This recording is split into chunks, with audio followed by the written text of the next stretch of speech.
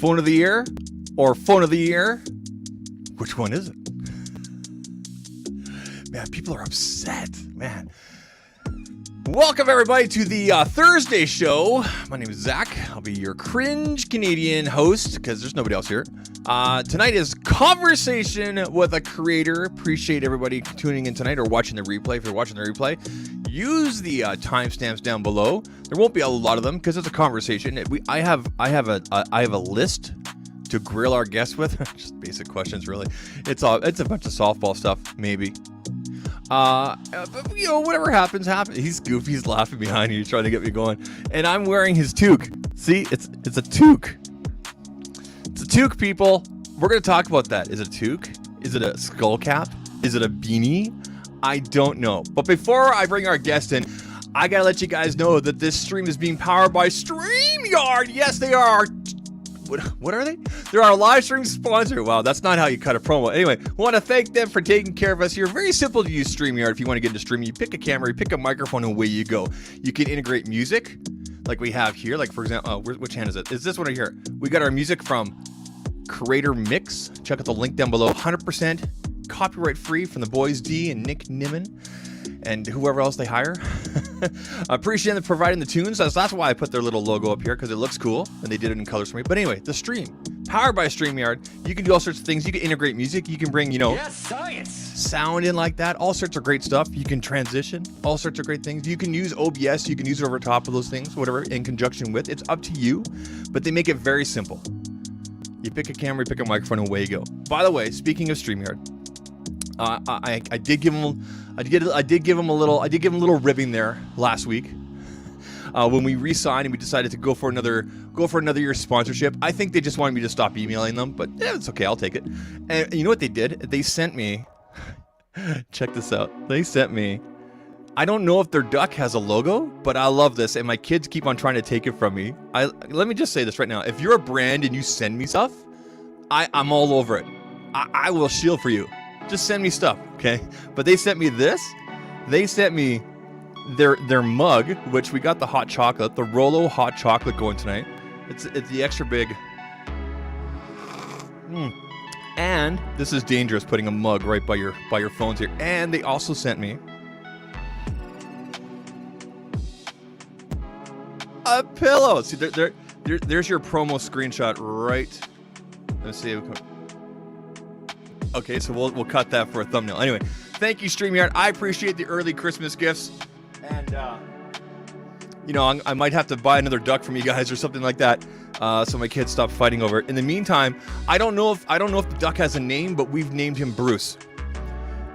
It's the most unduck name ever. But anyway, Bruce the StreamYard duck. If he has a name, I'm sorry.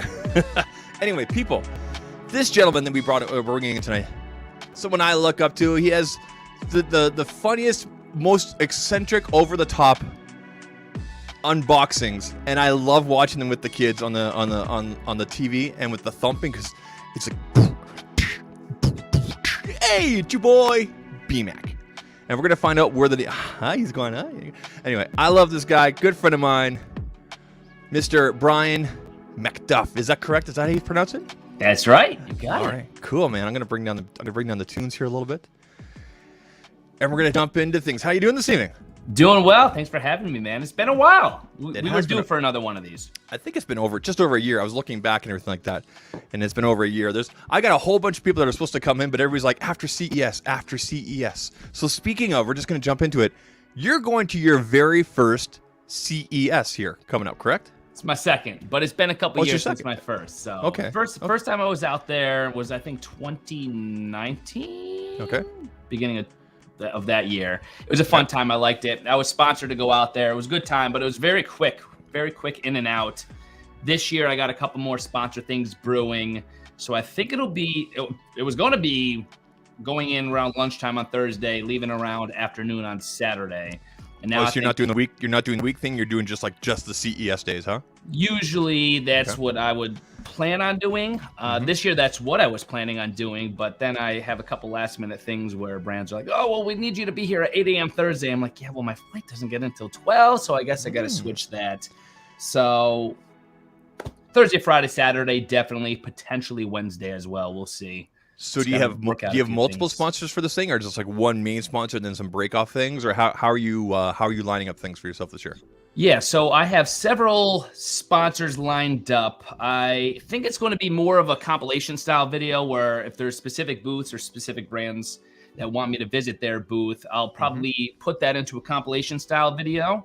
And I don't believe I'm going to be offering, I'm still working out the logistics. I don't think I'm going to be offering a dedicated video like I have last time I was there. Yep. And there's just so much. And this is what I have people coming to me, even though I've only been once, I've had people coming to me asking for advice. And I always say, you got it. You really do. I didn't do this the first time, but you have to plan it out. Yep. Plan out the booths you want to go on what days, because it is very overwhelming, even for someone, yourself included, who basically lives and breathes tech as their living, as their lifestyle. It is overwhelming the amount of tech you see out there. You could literally spend, like, whoa. You could literally spend like the whole week in like just the car area, for example. It's amazing. I could spend days inside the John Deere booth, and they literally have their own separate building out in the parking lot there, because I like the yeehaw stuff. So you're not going for the media days. I might. We'll see. As of right now, potentially I'll be participating in some media. Now that I probably will have to fly in on Wednesday as opposed to Thursday, I'll probably be catching some of the tail end of the media stuff going on. Can I make a suggestion? I don't know if you got the invite already yet, but you probably should get the invite. But if you get invited to the TCL thing, go to it, because they always put on a good thing at Top Golf. Yeah, they usually do. Yeah. I think the last 2 years I've attended when they've had their virtual briefings through the virtual content that they have available, and they're I just got to say, I haven't worked with them in a long time. I haven't covered a lot of their content, their products through content in a long time, but it is really, they're an underrated company, in my opinion. I still talk to people about the TCL 6 Series TV, because that was something that I covered previously through an Amazon sponsorship, and I'm still blown away by the quality of products that they have, specifically with their TV line, but obviously also with their smartphone devices now. And even their conceptual stuff that they come out with and announce at CES is still like, well, that's pretty cool. And I wouldn't be surprised to see that actually become a thing in the next few years. Last year, they showed us Project Chicago, which was their folding phone. They showed it to us, when they were originally showing us the 30 series there. And then they actually put it on display, I think it was during the last day of or maybe it was the second last day. They didn't have it out there the first day, but they finally put it out the second or last day of CES. CES was cut off by a day last year, if you remember, because the vid and everything last year. But I remember like tons of people being crowded around it, and I remember talking to the rep that we both know who was there at the time, who said, oh yeah, we had to put out extra ones and everything like that. But it's too bad that never came out, but it's nice to see that they're trying to make it happen, because it's, Sammy's on the board here in North America. It sounds like Google might be doing a little something. And rumors would suggest, yes. Yeah, it might. It'll be interesting to see what the market hashes out. What's your thoughts on the whole foldable thing? Do you think they're ready for the mainstream yet, or what do you think needs to be improved, or what are your thoughts on that? I do. It seems to be there's basically one of two ways you could go with the foldable line of things. At least it relates to the smartphone right now. You're either a horizontal person or a vertical person. I've been very privileged to try out both the flip and the fold, and I'm personally a fold person at heart. I didn't try this last generation of either of those Samsung foldables just because I decided to focus more on the brands that I'm specifically working with. Samsung would love to reach out and get some of those new products in my hand. I'd love to be able to give them some content and reviews, for now I got to focus on, the brands that are coming to me and also what fits with my audience, of course, what they're most interested in. Having said that, I think it was the fold, not this past generation, the year before that I had in my hand that I was very happy with. And I'm like, I could see myself actually utilizing this, if not for anything else, but just for the multitasking work with it basically being a phablet kind of setup. Yes, they're called foldables, but I refer to them more so with that particular horizontal opening as a phablet, because I still think the front display needs a little work and that whole interaction needs a little work because of the thickness of it all and how skinny it is. But even opening it up, I really did like that experience. And for someone like myself who does a lot of obviously larger screen editing, whether it be a photo or even some on-the-go video editing, in addition to some Kindle reading with the Kindle app, I liked it. I was a fan. I believe that they're here to stay and they're just going to keep getting better and better. It's just one of those things where I think eventually, when people realize they want to bring all these different kind of parts of their phone and tablets together in one device, that's what they'll be rocking with. Okay. Speaking of editing. You have a particular, so this is your Instagram, and no, I'm not stealing Sean Evans, explain that gram or whatever it is he does in the hot ones. Although I love to, that's such a brilliant thing. You have a particular look, and I don't know what it is. It feels like there's a blue, I don't want to say filter or kind of hue or kind of like, how are you editing your photos on Instagram, for example? Are you doing it on mobile? Are you doing it through Lightroom? Are you using Photoshop combination? What are you doing? It depends on the photo. If you scroll down far enough, you'll see I've always been one to kind of establish a theme. I was very constricted a while ago with a blue and orange or aqua and orange kind of theme. Before that, I had sort of a purple theme. Themes are really fun. I feel like now, though, the game on Instagram is more so content driven. It's not a matter of having a beautiful profile grid. It's more so just delivering consistent content. So I'm focusing more on that while at the same time somewhat delivering on a theme. You'll notice for a very long time, as you can see right there, as you scroll down further and further, I was alternating between a landscape and a portrait cropped photo with a white background, which was working for a theme because then I didn't have to worry so much about colors. Now, as you'll notice in the last couple I posted, because I'm trying to be more consistent on Instagram, it's more so just like a faded kind of look, which is lifted blacks and just sort of more of a combination between that vintage kind of retro style, but obviously with the detail that you're getting on more modern day cameras. This is when you were on TV. That was it. That was actually when I haven't been there in a while, but that was in the Amazon Live studio. That's right, yeah. Miss those guys. I haven't seen them in quite some time, but that's before I started doing like my own show that you know about on Amazon. Yeah, speaking of, there it is right there. See, I get that. Look at that segue. I'm prepared. There here. it is. Let me tell you. Tell us more about Amazon. I mean, I know what it is, and I think a lot of our creator friends and people that will be watching this know what Amazon Live is, but tell us more about what it is. Sure. Just real quickly, I see Genosis there in the chat. So I didn't even answer. What I use is Photoshop and or Lightroom. Predominantly, I'll start in Lightroom, and then if there's certain things I need to remove, like distracting elements of the photo, then I'll move it on over to Photoshop. I have my own LUTs that I use that I've created myself, 2 presets LUTs for my video content. I still have those on my website. It's thebmac.com. Selfless plug right there.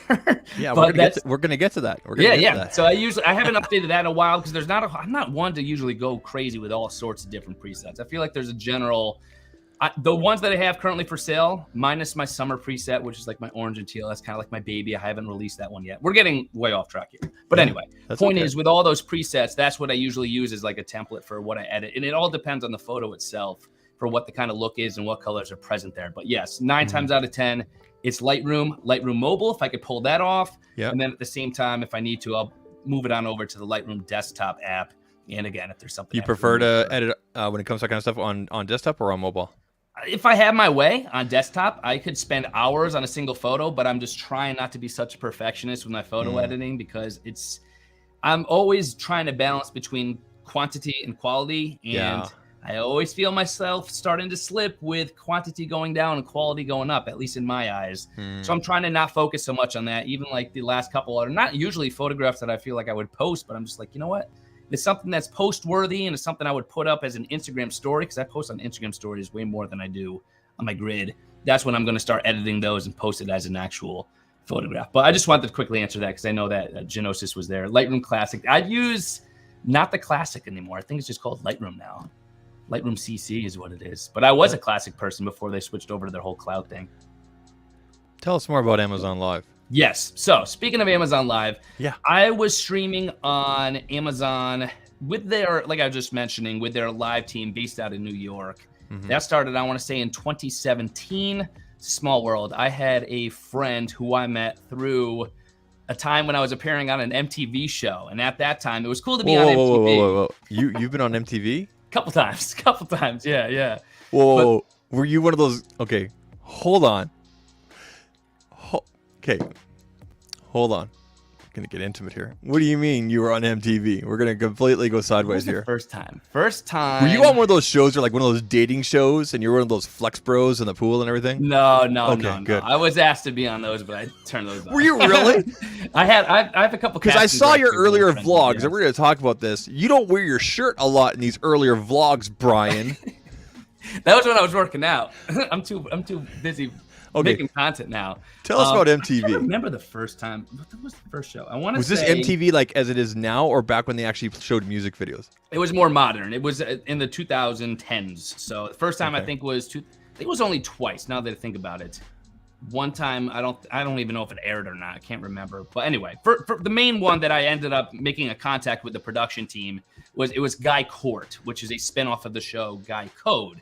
If you're not familiar with Guy Code, it's basically a bunch of male comedians and some female comedians just basically talking about guys, like following the Guy Code. It's kind of like those unwritten rules. If you go to use a urinal and there's 3 urinals, there's another guy in the bathroom. You always go to the left one or the right one. You don't use the middle. You don't go right beside the dude. Yeah, of course. Yeah. So they made a show basically on that premise, which was pretty fun. And then they had a spinoff called Guy Court, where just usual dudes like myself, if you had a friend who violated Guy Code, you could take them to Guy Court. So I had a buddy in college. We were in a dorm room. We were dangerously low on toilet paper. We ended up running out of toilet paper, which is a whole other story. And we found a stash of like 3 or 4 rolls in his desk, a personal stash of toilet paper. So I was like on Facebook, and I was like connected again with some of my casting friends. And I saw an alert for Guy Code. It's like, do you have a friend who violated Guy Code? I'm like, oh, do I? So I basically applied, and they loved it, and it was cool. But in addition to the experience of being on MTV and meeting a couple of the actors and comedians that were there, my personal lawyer was Chris DiStefano, who's killing it right now. He's a hilarious comedian, and I'm sure if you look him up, you'll be like, oh, I've seen this guy I know the name. Yeah, I know the name. But anyway, when I was there, I was more so talking up in the background with the production team, because at that time I was studying to go into video production. I was going to be more so behind the scenes once I graduated from college. And so I was making connections there. We stayed in touch after that appearance on that show. And down the line, I had one of those friends who I met that day who said, hey, I'm starting to notice you're doing a lot more tech-related content with product placement in your videos. This is something that Amazon is starting to get into. And they had their live show, which is very much like their deal show that they have now, very consistently. I think it's 4 or 5 days per week. This is a little bit different than it was a year ago. But point is, they only had those special times per year, such as their Cyber Monday, Black Friday, Prime Day. They only broadcasted during those events. Then they started to turn that into a weekly show, then a daily show, and it's kind of just an ongoing show now. That was before they opened it up to creators. So I was working with them way before they opened it up with creators. And then I basically told them, like, I love this. I can't be going into the city every single day because I'm in Connecticut. It's an hour and a half commute there. Yeah. But that's when they kind of put the bug in my ear. All right, we're developing this Amazon Live, opening it up to creators. I was part of the beta program, so I started streaming as part of that. I believe it was late 2018, if I'm not mistaken. Sounds familiar, Yeah, and then I basically have just rolled it with there, and from there, and it just turned out to be a thing. I'm getting sponsors there. I love it. I don't stream as much, obviously, on YouTube as I do on Amazon Live, but that's okay because it's where I can kind of bring out I could completely nerd out without boring people. Well, they're there. They are there You seem like you're really excited about whatever this is. You're there. I just clicked on the timeline. You're there. I mean, people are there to learn about. They know what they're getting into. Like it's not like it's YouTube where they're there to, they're falling for the clickbait title, and then you spend 20 minutes talking about your sponsor, right? That's like right. You're literally there to talk about product and promote it and everything. Yeah, absolutely. Yeah, and it's basically a balance. It's very much people could hang out and have a good time because I always try to bring the entertainment element. But a lot of it changed this, and they made it a lot better. They've put the thing over here on the left. I don't know what it is. I don't know what it's like on mobile anymore, but I remember I was part of the beta thing for a short time. And did they change it up so that you get I suppose every creator is different, but they change it up so that you can still get your affiliate links, like like if you have Amazon Canada, Amazon USA, et cetera, someone clicks on it, where they go. Yeah, so if you were to click on that carousel right there for any of those products, that's attached to my what's called an on-site affiliate ID. So yeah, it's all commission-based, and there should be right there underneath my name. The nice thing is they take care of all your disclosures right there. So it's not like every time you talk about a product, it's like, oh, I'm getting exactly right there. And obviously, the stream you have right there is an example of a sponsor I had this past Tuesday, I believe it was, where I'll dedicate 20 minutes to showcase a product and talk about it and answer questions about it. And I have been rolling with that consistently, probably one a week at least, perhaps at least 3/4 of this year. Whenever I see your tweets, it's always talking about this, which is awesome. I still have this microphone. Yeah. I still have this. I still have the original Blue Yeti. It's fun. It's a good time. So I would say it's more focused for those who are perhaps not totally aware of who I am, but happen to be browsing on Amazon or are looking for microphones or keyboards, whatever else it is. I focus on, as you can see from that stream right there, tech deals. In 2023, I'm going to be focusing on niching down the streams to more specific streams rather than just today's tech deals. I'm going to be probably once a month focusing on this month's top microphone deals, this month's top video game accessories. That way, it's not like I'm talking about the same products each time, which gives people who are tuning in consistently a little bit more to enjoy rather than just me talking about all these products. But I'm very blessed to be able to be working with them. I can't disclose the actual financial terms behind it. No. I am a partner with Amazon Live to provide them feedback and continue to help them build the program. And as part of that, obviously, I live stream and I have quotas that I need to reach in different tiers as part of that compensation. But there's many, many months, this month especially with Black Friday and Cyber Monday, where I've already hit that tier and I continue to go on and live stream because it's fun. It feels much more, at least with my kind of style of content, it feels more in line with me being able to hop on and just talk about products. And if someone happens to be there to talk about it too, it's fun. Whereas on YouTube, I feel like I'm always just chatting. It's weird. I almost feel less professional when I just have these kind of Q&A or chill sessions on YouTube, which is why I don't do those quite as often, but it's fun. Okay. It's really awesome. And anyone could do it. That's the cool thing too. It's basically a live form of video content. So if you have a tech channel out there, and I know like Zach, you've done it too. Yep. So if people I still have mine, everything like that. And I was are you still controlling yours with I guess either your tablet or you're using a laptop now? Yeah, I think they still require you to use iOS, the iOS app for controlling the different items in the carousel. So that's how you still control it. They finally, this past week, I believe, for the A-listers, which is their top performing streamers, enable 1080. So I'm like, yes, finally, I've been asking for that. I would have wished for 60 frames per second before 1080. That's just me, but I'll take the higher resolution. So they are implementing the changes, and there's going to be some changes in 2023 as well. It's a fun platform. It's an additional, when you and I spend so much time knowing this tech and working with this tech, rather than just putting out one video or, even some spin-off videos, it's doubling down on the knowledge you have. And you're essentially sharing your knowledge and your opinions on a platform where people most of the time have money in hand. And they're perhaps are on the product detail page and they see me talking about that. And they'll ask a question. It's almost basically like I'm a representative for the product without me working for that brand or being an actual representative of that brand, which is cool. It's more organic and more trustworthy, in my opinion, that way. Yeah. Do you find that most of the audience, the people that are interacting and in the comments and everything, are more not as tech savvy as you and I? I would say so. And that's why I try to limit myself in terms of how I'm explaining certain features. I try to think, okay, this could be someone who's looking for a new phone or a new laptop. How do I explain that to them? Rather than going down a spec sheet and being like, well, this has the new Snapdragon processor and this has the new S8 chip and all these different things that. What? Exactly. So I try to very much remember the audience that I'm likely talking to, because a huge part of your audience, even with me building up followers on Amazon Live, are going to be new viewers who are prospective buyers of the product that I'm talking about. And basically, in return for me providing them with my opinion and information about the product, if they were to click on that carousel and make a purchase, I get a commission on top of obviously any other kind of sponsors that I disclose, which is all part of it being a very lucrative part of my monetization strategy right now. So it's fun. Good.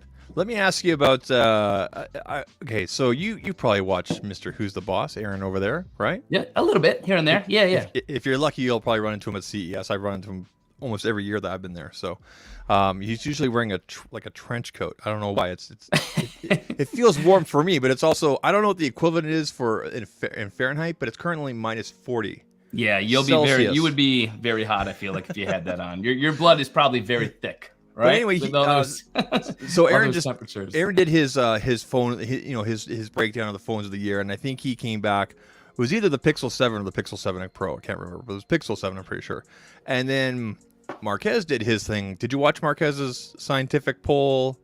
Not yet. I feel like I'm waiting. I still have to put out my Pixel 7 review, Pixel 7 Pro review, as well as just the regular iPhone 14. And I have my opinions made up, so it's not like that's going to sway me, but I do want to make sure it was interesting how he did it, because I remember he tweeted a few weeks ago, here's the website, and you go and vote.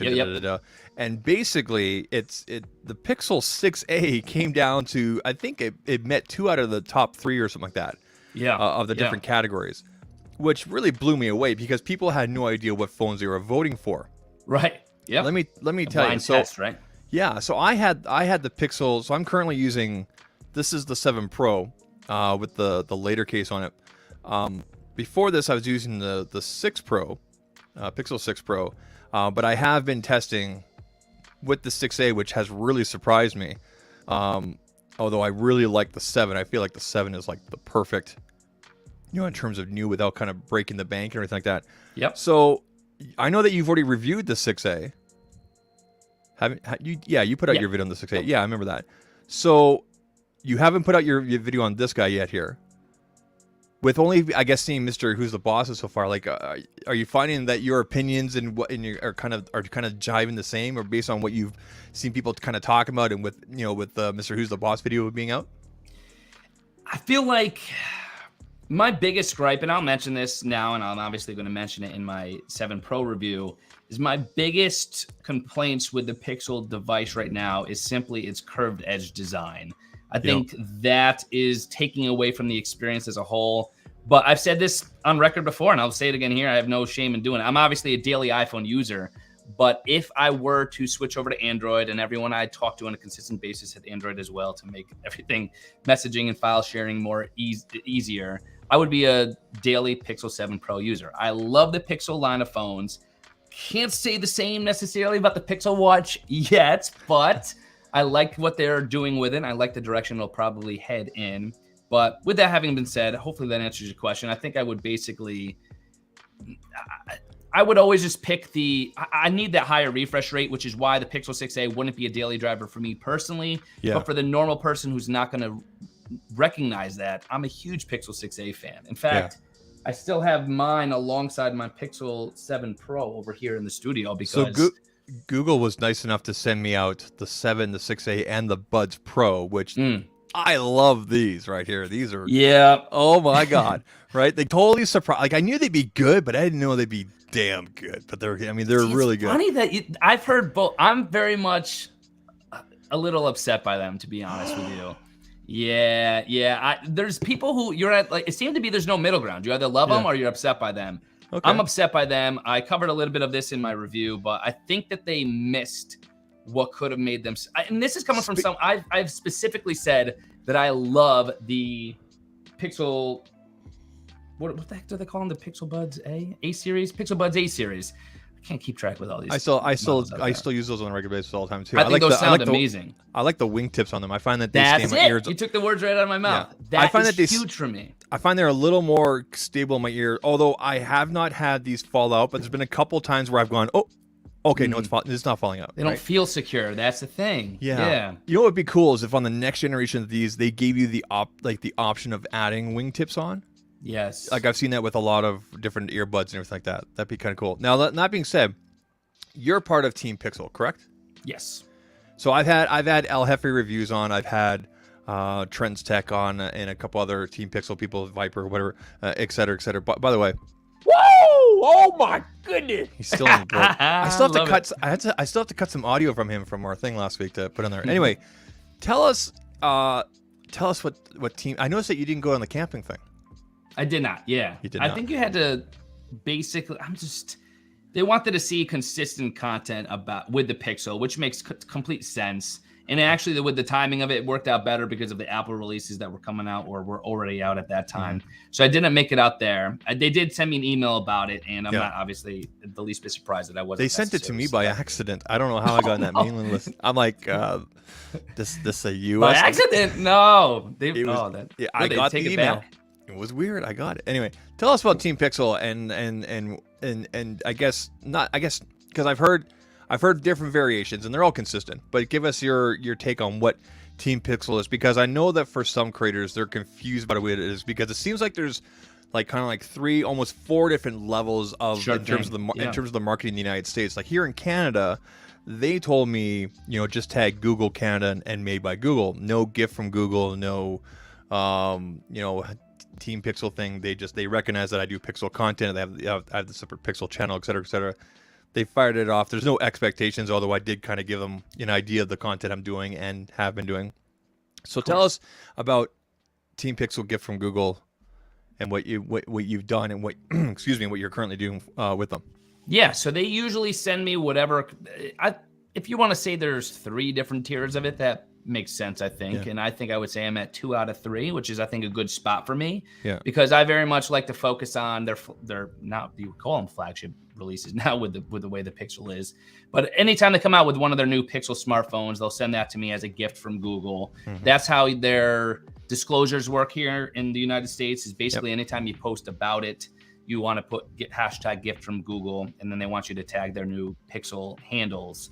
So they'll send that to me. And then there's like a tier above that, I think, where they'll actually start sending swag, which I'm more than thankful to be a part of Team Pixel, but I'm thankful where I am as part of that, because if I were to be sent consistently all this swag, I would feel a need to kind of reciprocate the gesture by consistently posting, whether it be a jersey or socks, whatever. So you're happy with the balance you have right now? I'm very happy. I wouldn't want to ask for more. I wouldn't want to ask for less, obviously. Okay. But it's very cool how they send their major releases to me, or send them to me as a gift, and then I have the privilege of obviously being able to create content, review content about that. Well, hopefully every single time I obviously disclose it in the videos too. Hopefully that device that does this, comes out. Yes, that device. Hopefully they'll send it to you. You can literally sit here and go, yeah. That would be dangerous. That might finally say, all right, sorry. If Everyone who loves me for the blue bubble, I'm going to be a green bubble now. I want you to make me a promise. If you get that, I want you to do this in your unboxing. I want you to do. I want you to go full. I want you to go full otter. I want you to go in there. Okay, so that actually kind of leads me to my next thing about working with major brands. Actually, brands in general. I find, at least from what I've seen on the surface level in terms of what you put out there, and even in our conversations, you have really great relationships with the brands you work with. I know that you've had probably some sour experiences, and we're not going to talk about those ones, but what are some, I guess, kind of like top 3 do's and top 3 don'ts you would say to creators of all different levels in terms of working with brands in general? Sure. When I first started, I know it's such a general question, but no, that's good. I mean, my biggest advice as it relates to that would be when brands started to first reach out to me, I was conflicted because I had to figure out how to receive these products and create content about them without me souring the relationship if I didn't like the product. So in a situation like with Google, it's very nice to be able to be sent that product without being paid specifically cash to create any kind of content for any of the products that I'm being sent, because that way I disclose, all right, I was sent this and I can review it. If I'm ever being sponsored by a brand, I disclose that obviously at the beginning of the video, and those videos are very much showcases. There's hardly, at least I try to, hardly if ever any kind of personal opinion put into those videos if they're sponsored by. You'll never see on my channel a review video that has been paid or sponsored. If it's a sponsored video, it's going to be a product showcase. And people are like, oh, this is one giant ad. That is exactly what it is. It is a showcase video. And I'm totally cool with that because that gives me the ability, and this is even in Amazon Live. A lot of times if there's products that are, well, every single time I'm sponsored by a brand on Amazon Live, it'll be a showcasing segment where I'll basically just talk about the features that are promised by the brand. I try to refrain from putting my personal opinion into it. Sometimes if I'm sponsored by a brand with a product that I really do enjoy and use on a daily basis, can't help myself. I'll say some positive things in my daily life. I'll say that I use this and I love it. And I try not to do that, but 9 times out of 10, if I can manage it, if I'm being paid or sponsored by a brand without it being through a product, it's actual cash, that's a showcase. So if people are out there thinking about how to balance between getting paid and sponsored by brands to create content, my suggestion would be to go the route of accepting cash or payments and producing showcase videos. If you're receiving a product in return for a review, that's a totally different story. And that is where I've really not held back. There was a situation just you this have more past creative week. freedom with that. Absolutely. There was a situation this past week where there was a brand. They sent me 2 or 3 different products. I'm not even going to get into what they were because I don't want to get any conflicts of interest here. But there were 3 different versions they sent. And each time they sent it, I'm like, this is not, I don't see this as worth the price of what it's selling for. It's not living up to the promise. And they offered me money to stream about it, but I turned it down because that was a situation where I didn't even want to subject my viewers to watching that stream, because in my testing, I will never obviously take a showcase or a sponsorship for a showcase video that is completely off the mark and not what is being promised. Yeah, and that was going to be my follow-up. You're not going to do sponsored content, paid or not, review or not, if you don't believe in the product or service, correct? Exactly. Yes. And that's a perfect example this past week. It's like, oh, they were throwing money on the table, but I actually, they already paid me and I sent it back. Cause I'm just like, I'm sorry, I cannot do this. It's not, if the price was much lower, I'd consider this product more of a toy. And in that sense, I'd be like, okay, it'd be fun for someone to get this and enjoy it. But for the price they were asking for that product, I'm just basically saying I can't, even though I'm not putting my personal opinion into it, it's not living up to the promises that they were making on their product page, which in my mind is just a big, I can't do it. It's a big no. I had a TV company come to me. It was about a year ago. It was last December. Who said, "Oh, we want you to can you showcase or can we do a sponsor thing with showing our 65 and our 85 inch television? Or sorry, if it was a 50, it was a 65 and an 85." And I'm like, "Yeah, sure." I said, "But I need to try at least one of these TVs before I even talk about them." And basically, the only difference between all 3 of them was the 85. I mean, they were all just different sizes, and the 85 had an extra HDMI, right? But the big thing was the price points. It was definitely going after those TCLs and the hand size and all that kind of right. And because of the slowdown with production in China and everything that was happening and still happening nowadays. They still have not imported those TVs even into North America. And they at one point they offered me triple to talk about it during a live stream. And I'm like, I don't even have the product. I don't even know if it's I don't know if it's a piece of, I would love to take that money, believe me. But I don't even have it here. Like, you give me specs, you show me videos. I need to physically have it and everything like that. And yeah, it totally fits the mold and in terms of tech and in the general, what I do here and everything like that. But I need to actually see it. And then there's been other times, and I'm sure you've had this happen, where they, something is set up. Okay, let me see it. They send it to you, and it just ends up being a piece of crap. And like you said, I can't subject my audience to this, right? Yeah, it's tough. That's the kind of sacrifices, if you will, that creators at least ought to make, that they'll have to turn down money if it's for a product or a service that is just generally not what is being promised by the brand. But there's a difference too. There's ad reads, which could be 15, 30 second, even minute actual in video ads that I just don't do, because I'm just basically saying it's going to be too jarring. You're talking about ad reads. I did this sponsored by D brand, now with even more skin variations to choose. For the whole thing. But I did that right there. And it worked out perfect because that's great. Yeah, because it's 10 seconds. It was quick. Everybody knows what D brand is. I use D brand. I've actually been a customer of theirs since 2013. They used to do completely custom skins back in the day. You used to be able to send them drawings or whatever you wanted, and they would make complete custom. They don't do it anymore, but that worked out really well. I always felt that 10, 15 second, as long as it fits the niche, is kind of like that sweet point, right? So let me ask you about this. Who's this guy? I wish it was me. That guy is looking good. I don't look nearly as good as that. When did you become a Jedi? Dude, how good would I look as a Jedi? My goodness, I would be such a stud as a Jedi. Where did you generate your AIs from? I believe. Let me find it right now. Was it Lenza or whatever it's called? Yes, Lenza. That's the one. Yeah. Yeah, I spent $20. I felt like an idiot afterwards, but I need. Is that how much it is? I haven't checked the price. It's based on the number of renders that they provide you. Now I did two different. This is total Chad. They really made my jawline pretty substantial in that one. It's very prominent, yeah. I do like that though. That was pretty cool too. They did a good job. This one is total anime feel. This is like, yeah. If it wasn't, I feel like, there's some. Yeah, I did two different patches, so to speak. The first one was when with photos where I had long hair, which obviously speaks for itself. That's the first version right there. That's longer. That's just crazy. It actually makes me want to grow my hair out again. I was gonna say, I've never seen your hair this short, because the last couple times that we've done this, you've been like hipster. It's long, yeah. This is like monk. This is Brian decided to go into the Himalayas or something, and then it's crazy, man. He started like this, and then he came out as a Jedi. This is Padawan. Yeah.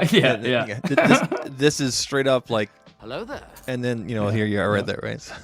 That's it, man. Oh, I miss it. I miss the long hair, but it was time. It was time to chop it off. Those COVID locks had to go. Speaking of the anime thing, you recently fired up Fortnite last night.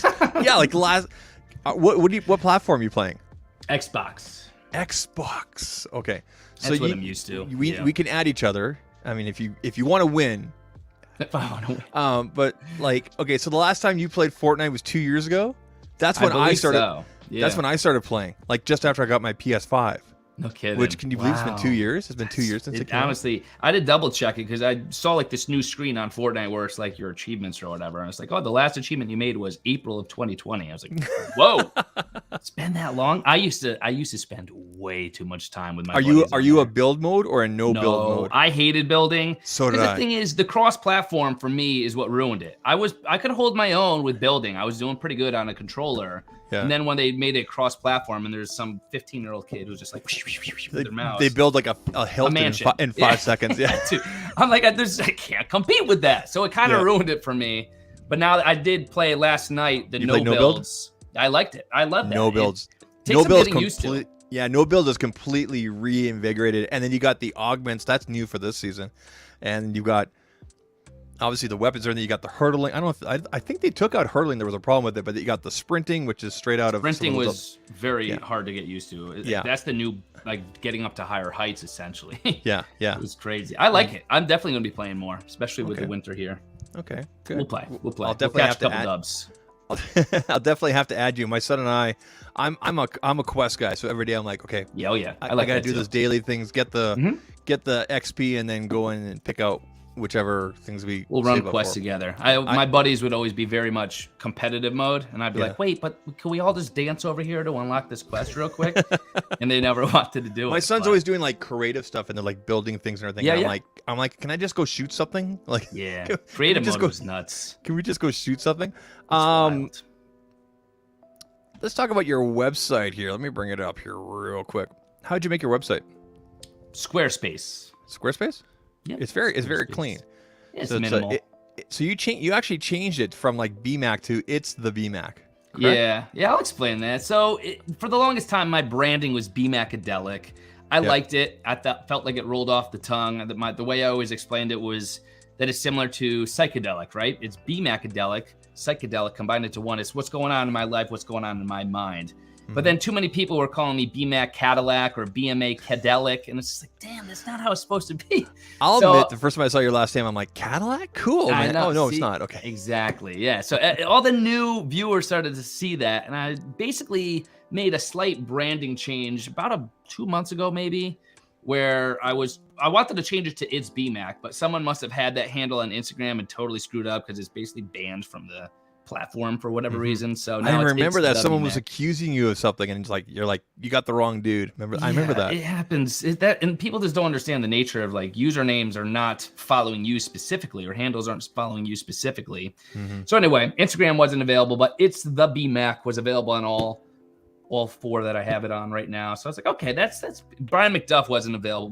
Believe it or not, I'm friends with the guy who has that. Really? And on YouTube, it wasn't available because it was from a YouTube account I made back in 2009 that I no longer have access to. So it all worked out. I don't really feel like being like it's the BMAC, but you got to do what you got to do. I feel like that's better because it's better for a branding perspective. Now I'm introducing in my live streams and my videos, I'm Brian McDuff, aka BMAC. So people are confused. Do I call you Brian now or is it BMAC? It's like, oh no, still very much BMAC. But I just wanted to bring my own personality into it. Well, BMAC is my personality, so to speak, but my name I wanted to bring into it for SEO purposes. And then I'd be getting like random tweets where people are like posting their buy me a coffee link, which is BMAC. Yeah. So I'd be like, yeah. So I'd be like, what is going on? Why am I being brought into this I conversation? use buy me a coffee. Yeah, a lot of people do. So when it was BMACadelic, it was just like, it was getting confusing when people were like, oh, just like support me through BMAC. I'm like, wait, how do I support you? And then I realized it was buy me a coffee. So there's a couple of branding changes I wanted to make, but I'm very happy with the changes that I've made now, with it being Brian McDuff and BMAC as like a nickname. So it works out. Okay. But yeah, all that was through Squarespace. It's a really clean website. I like it. This is basically your media, or your what do you call it, page? Media kit. Yeah, media kit. Very well done. Yeah. Is this real time updated? Should be. Yeah. Should be. And of course, I believe the Amazon Live is manually updated, but the other ones I believe are connected to the actual want to pages. Be next. Yes, Brian, I want to be next. Let's go. There you go. Click that button to contact me. There you go. I want to talk to, because it was kind of showing there on your page there, but I love your thumbnails. I think you have some of the best thumbnails out there. I really do. Thank you. They catch the eye because of the gradient and the coloring, and you always focus on the product. It's never you and the product. It's always kind of like you know, it's in the background kind of ish, like literally here, right? Yeah. But perfectly kind of bokeh there and everything like that, right? So, what are you doing to make thumbnails? Are you sitting still and then taking a screenshot, or like what's your process when it comes to thumbnails? Sure. So you'll notice there, I kind of have obviously a theme there with the gradient. I'm just sticking with that because it's kind of recognizable at this point. It obviously matches the gradient behind on the backsplash of the wall behind me. But unboxing videos are actually with me in it. For the most part, where I noticed that I'm going to be there and having myself in it, but also holding up the product. Whereas the reviews are more so focusing on just the product itself. So you'll see there like Pixel 5a review. That's with just I'm not in it, just the product. YouTuber face. Unboxings. Yeah. Oh yeah. I had to throw a couple. In there, of course. People complain about it, but you know what? It works. There's a reason we do it. We'll continue to do it as long as it works. If it didn't work, we wouldn't do it. Right? Exactly. That's it. You got to do what works. I don't like doing it, but we'll do it. Like, the concerned, this is cool with the air tags. Yeah. I like that, how you got it like. I actually have more fun editing the unboxing ones because that's where I could actually go in and like do some kind of special effects. The product-based ones are just kind of like plain, just like put it in front of a gradient and then. Well, you have kind of a thing like when you're unboxing it's kind of like. Oh yeah. It's like bringing sexiness into it. Yeah. There it is. And I'm like, dude's got a boner for his 6A. Let's go. Yeah. You gotta be excited. I mean, that's the thing. So many people have seen unboxing videos, so I've very much kind of settled into a comedy routine, so to speak, with my unboxing videos, because people at that point usually will have seen what the product looks like and see what it looks like unboxed. So what is my unboxing video going to be like? Why should they watch mine as opposed to someone else's? Because you're going to see the unboxing, but I'm going to give you a little comedy too. And then the reviews, you'll notice where I'm much more serious, and I'm just basically trying not to go into incredible amounts of detail, but we'll bring you exactly what I think of the product, and that's a little bit more toned down. So I have a nice balance. My kids like watching your unboxings. Let me ask you this. Appreciate it. Thank you. Is this a toque? or is it a beanie, or is it a skull cap, or what is it? Depends on where you're living, I guess. It's called a beanie where I'm from. You call it a beanie. Okay. Call it a beanie. I just found out the word Why is skull this cap not the other day. I'm centered? like, that Look at sounds this. kind of like, it See, sounds this is what I'm aggressive. talking about. Like, this is bothering me right there. What? No, it's because we're zoomed out. Well, no, now it's centered. Now zoom in. The symmetry. Oh, now it's undone again. What is going on? Oh, my leg just fell. Yeah. Now Have you got your mic above you? Yeah, I have a shotgun mic set up. What shotgun mic are you using? Rode NTG5. Ah, that's a good one. If I had my way, I'd use the Shure, but You use the Shure during the Amazon things. Sometimes, not a whole heck of a lot. I just move. I'm so animated that I'd move around a bit, which is just going to completely ruin the take or the stream if someone's wearing headphones and I'm just slapping the microphone around if it's in front of me. I like to have this ability to move right here. But Rode and Shure are my go-tos. Deity is another one that I haven't been able to be as active with in terms of trying their products, but I've heard really great things from them as well. I have their Pocket Go. I have a couple of their mini mics, like for on your camera, and then I also have a couple of their shotguns, and their stuff is brilliant for like on the go. So like, I don't know if you plan on, well, you're going to be doing things from the booth and everything like that. So make sure you're taking, something, you have a backup and everything like that, right? So I always found that DT stuff really good for on the go at CES. Here in the studio, I use a Sonal MC something rather. Cool. This is Shure, baby. Wow. I love this thing right here. Sounds great. I was going to say, yeah, that sounds great. I love the look of it too. It's a classic, right? I mean, I figure if you have to look at this, let's look at something that's also pretty, right? So there you go. Yeah. I've also, for the first time when I first had this, I had it actually hanging because I wanted to do the whole, let's get ready to rub, Right. I'm not that guy. Brian, what's wrong with tech? What's wrong with tech reviews? What's wrong with tech? What is wrong tech or tech reviews? What is wrong in the creator space in terms of interaction and presentation for the audience? Like, what do you? Because we've talked about this on and off here and there, and issues on Twitter or whatever. It seems like it's always kind of touch and go kind of thing. What are some of your, I guess, your problems, or you see that you wish would change within the tech, our little niche here, our little bubble? I personally think that there's too many feelings in tech. I think that too many feelings are hurt when opinions are challenged, and I'm not at all saying that I'm detached from that. I'm 100% very opinionated and will many times get into, not so much anymore, I've gotten much better, but I would in the past get into a lot of Twitter tiffs, so to speak, where I would be defending my opinion. And over the last year or so, I've decided that it's healthy to have discourse as it relates to tech. I believe there's opinions from someone else's daily life with a product is going to be totally different from mine. But when it comes to more of the technical arguments, there's a lot that and this is part of the reason why my reviews are usually a month, 2 months, or 3 months behind the actual release date of the product, because I do a lot of substantial testing.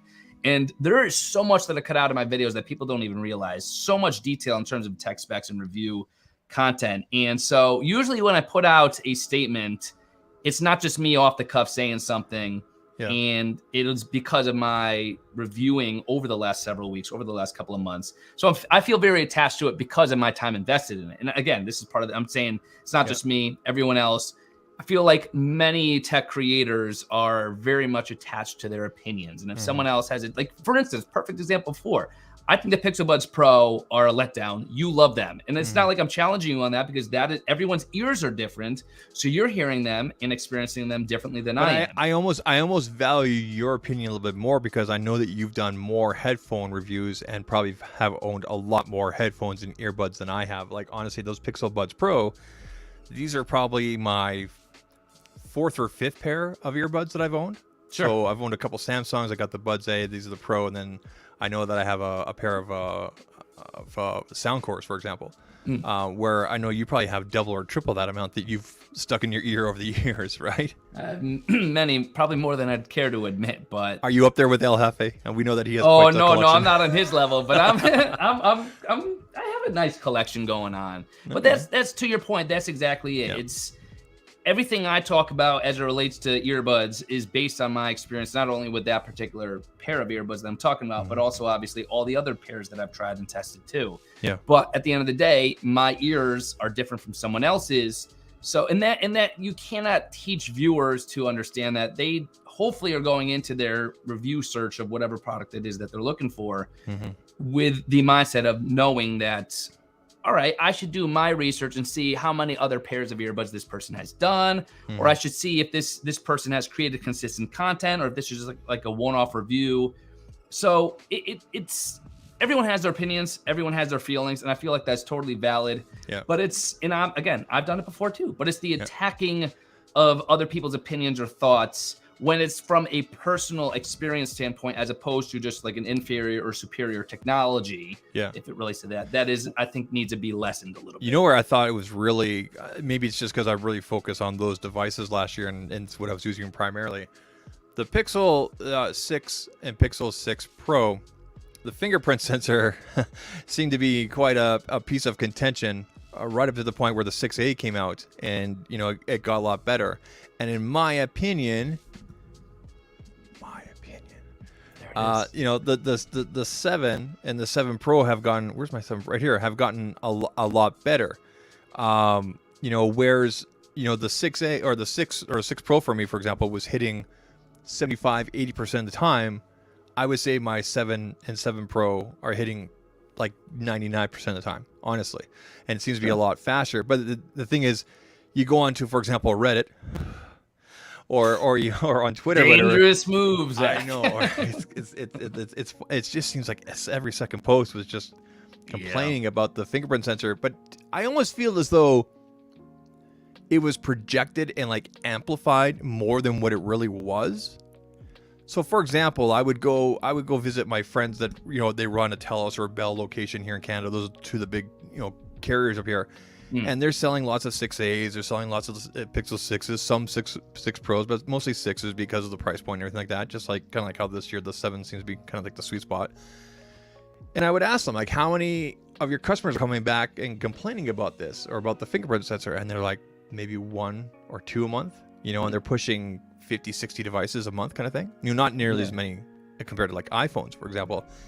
And it just got me thinking, is it just overly projected? Is it just being amplified in our space? Do you feel like some stuff like that, sometimes, I wouldn't say this is minor, but would you think that sometimes even the most minor things, for example, when people were complaining about 60 hertz, I can't believe we made that trend. Do you think it's like over amplified in our space? I think people like to fixate. There's so much good stuff with tech now, where the features and the performance of the products we have is mind-blowing.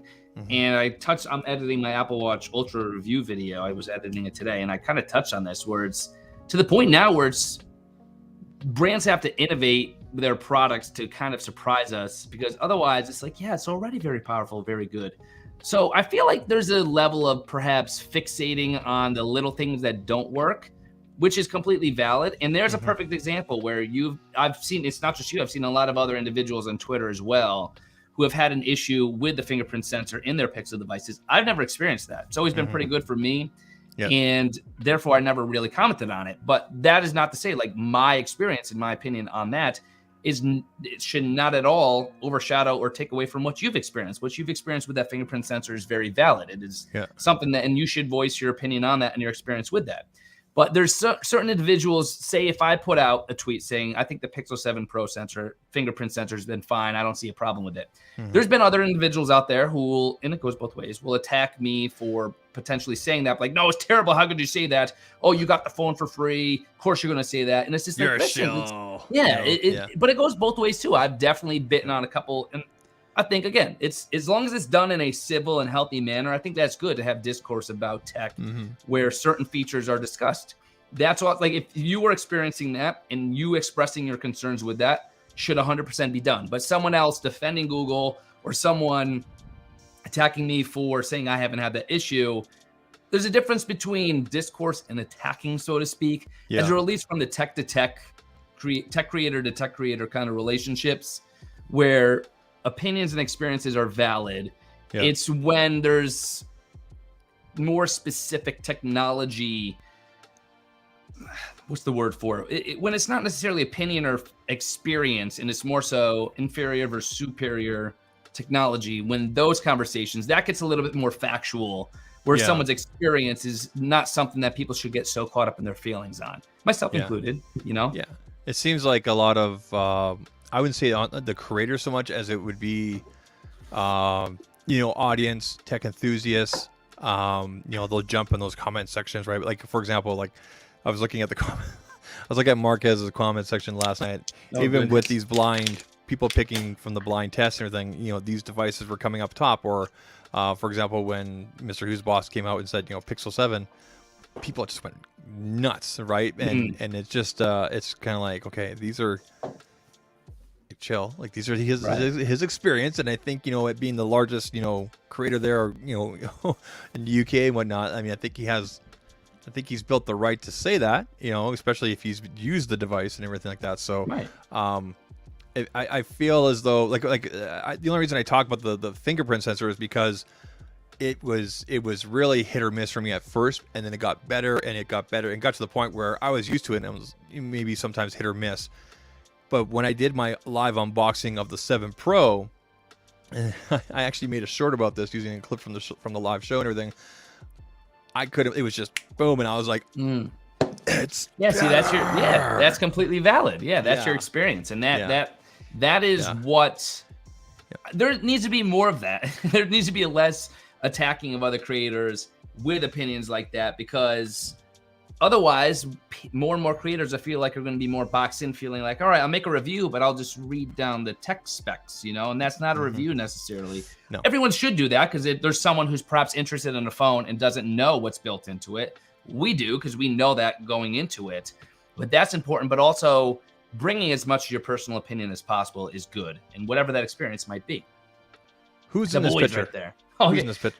That's my buddy. That's my buddy Joe on the left, right there. That is his girlfriend Annie, and then that is our buddy Chico, as we call him, on the right. Cool. And you guys, this is you're in Connecticut, correct? Mm-hmm. This is somewhere local, I'm assuming. This was about an hour and a half away, up in Massachusetts. Okay. It's raining right now, so unfortunately, we're probably. Are you a snowboarder or are you a skier? I'm both, actually. Believe it or not, I'm a much better skier than I am snowboarding. And last time I was snowboarding was earlier this year, back in, I think it was like March, and hit my head pretty darn hard on the last run of the day. It's a totally different sport. It's very different. I want to master it. I've always wanted to. I got my own boots. I'll rent my board. I have all my own equipment for skiing. But yeah, I'll do both. It depends on the mountain and who I'm with. I like to be able to ski and snowboard pretty easily. So again, depending on who I'm doing a trip with, I'll be able to kind of join the pack. If they're all snowboarding, I don't want to be the one skier, and vice versa.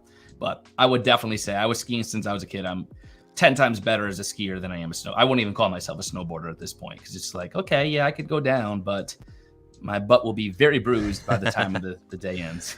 So, holidays are coming up soon. I'm assuming you're probably staying close to home for Christmas and whatnot, correct? Yes, sir. Yeah. What are you doing when you're not creating content, when you're not taking pictures, when you're not vlogging without a shirt and stuff like that? What are you? Wait. Hold on, Zach. I've never vlogged without a shirt. Well, you want to bet? I'll go into my history right now and I'll bring it up. There's one vlog I could think of off the top of my head where there was not even nipples shown. It was there was definitely shoulder, and I felt uncomfortable, Ryan. I felt very uncomfortable. That was like 3-4 years ago. I know, it was a 5-year-old video. That's all it took. No, but generally I wear tight shirts. Let's be honest. Okay, yeah. Tighter shirts than I probably should. Whatever. Anyway. What do you want? If you're not creating content, is there anything you're watching specifically on any of the streaming services or anything like that right now?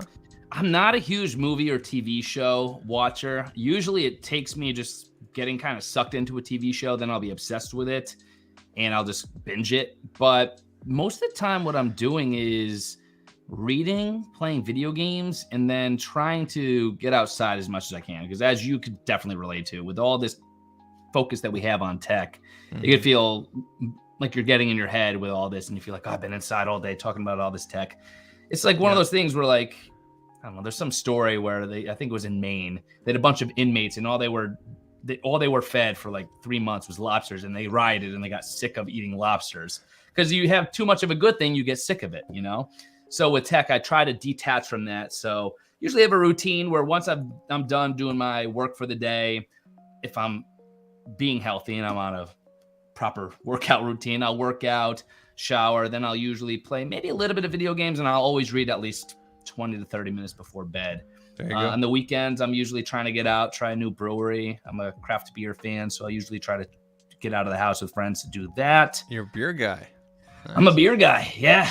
Shane's asking how many business cards. I always find that 100 do it. I mean, I'm generally, for myself, I only gave business cards to people where I knew there would be an actual follow-up. I wasn't like going from booth to booth and throwing cards, whatever kind of thing, right? So as long as I knew something would happen. So I would say 100, 150. Also, Shane, you stopped following me on Twitter, and I don't know why. Anyway, I just noticed it the other day. I'm like, what would I do wrong? It's all good. It's all good. I understand. I'm not everybody's cup of tea. It's all good. We love Shane though, but that's cool. Make sure you see if you can meet up with Shane. He's one of those OGs. I used to share his videos all the time for my old job there. All right, Brian. Yeah. What do you have coming up on the channel? Anything that we should look forward to? Are you going to be doing any live vlogging or publishing any videos while you're at CES? I already told brands that are sponsoring my trip out there that I will not be publishing while I'm there. It's just way too much to focus on. So like tweets and Instagram would probably happen, but no video. Of course, right? Yeah, Instagram stories, tweets, and perhaps clips here and there. But are you on TikTok? No, Oh. I mean I am, but I've stopped posting to there. I just don't want to invest all this time. And if I'm posting the same thing on YouTube Shorts as other platforms, I'll 100% throw it up on TikTok. Yeah. But I'll be honest, I'm a little bit concerned with all this talk about TikTok getting banned. So it's I find that TikTok's weird. That's one like word. We don't have the we don't have the fund up here like you guys do. So we get like Canadians get nothing unless we have like a brand deal. We know that YouTube Shorts, for example, is going to have monetization roll out about February or so. That's pretty quick here. Right. And I find that my shorts on YouTube, as long as they're 30 to 45 seconds, no longer than 45 seconds, and it's just the product, they just do immensely well. As soon as this is shown, forget about it. Right? Yeah, so, I could say that too. Yeah. As long as the product is shown. 1,000 views, 2,000 views. It's basically just a 1 minute cut of whatever I've already uploaded. Exactly. Most of them are unboxings. Yeah. So I heard. Oh no, is she in trouble? Yeah, he's doing something bad. Uh-oh. Well, we'll wrap it up here.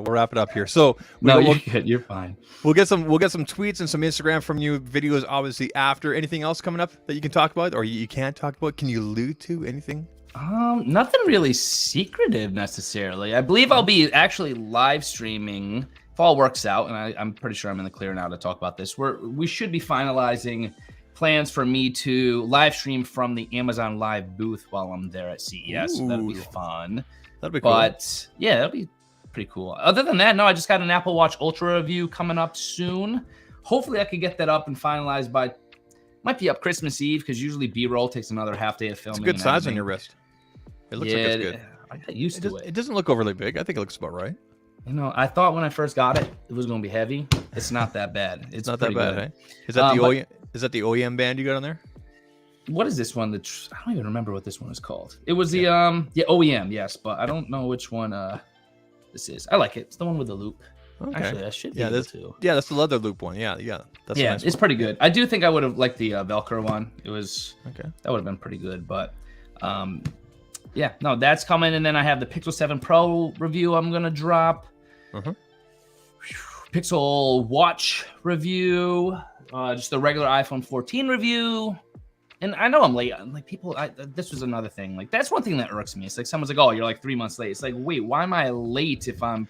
No, I've always believed that if you can deliver in a different way and touch on things other people haven't, and like I'm personally interested in how was Brian's, how was his watch after 3 or 4 months, as opposed to I've had it for 7 days. Of course, it's gonna be awesome after 7 days, right? Yeah, and nothing against those creators or anything like that, but I always appreciate the longer form. For myself personally, with my Pixel content, I've kind of eased off on the news, and I've been doing more filming of stuff like giving the 6A to my 7-year-old.